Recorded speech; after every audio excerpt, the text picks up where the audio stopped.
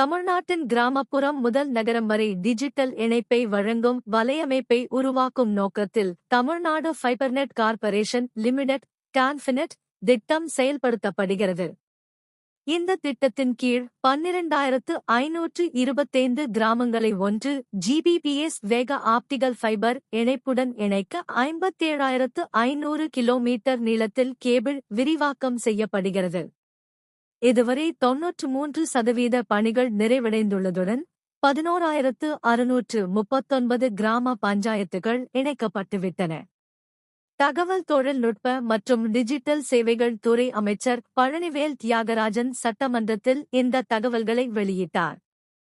மாநிலம் முழுவதும் வீடுகளுக்கு மாதம் ரூ.19,9க்குள் 100 Mbps வேகத்தில் இணைய சேவை வழங்கும் திட்டத்தை தமிழ்நாடு அரசு விரைவில் தொடங்கவுள்ளது. இது தமிழகத்தின் முழுமையான டிஜிட்டல் உருமாற்றத்தின் முக்கிய பகுதியாக பார்க்கப்படுகிறது. இதே நேரத்தில் நகர்ப்புற மற்றும் கிராமப்புற மாணவர்களுக்கு சமமான டிஜிட்டல் வாய்ப்புகளை உருவாக்கும் நோக்கத்தில் தமிழ்நாடு மின்னணு கழகம் எல்காட் மூலம் 10 லட்சம் மாணவர்களுக்கு இலவசமாக மடிக்கணினி அல்லது டேப்லெட் வழங்கும் திட்டமும் அறிவிக்கப்பட்டுள்ளது.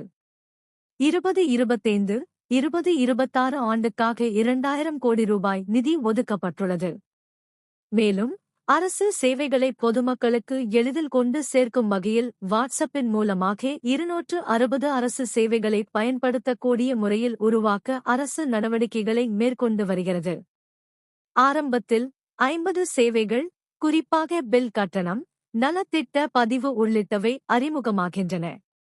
இதனுடன் பயனாளிகளை ஆதாருடன் இணைக்கும் புதிய eKYC தளமும் வரவுள்ளது. டாக்டிவி சேவையின் மேம்பாட்டு பணிகள் மீண்டும் தொடங்கப்பட்டுள்ளன.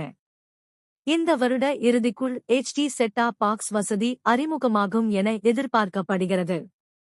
இதன் மூலம் டாக்டிவி நேரடி ஒளிபரப்பில் சிறந்த மாற்று சேவையாக மாறும் வாய்ப்பு உள்ளது. கடைசி மைல் இணைப்பை எளிதாக்கும் வகையில் கேபிள் டிவி ஆபரேட்டர்கள் பயன்படுத்திய உரிமையாளர் மாதிரியே அரசாங்கம் ஏற்கும் முயற்சியில் உள்ளது. தற்போது வரை 4,700 பஞ்சாயத்துகள் வீடுகளுக்கு நேரடி இணைய இணைப்புக்காக பதிவு செய்துள்ளன.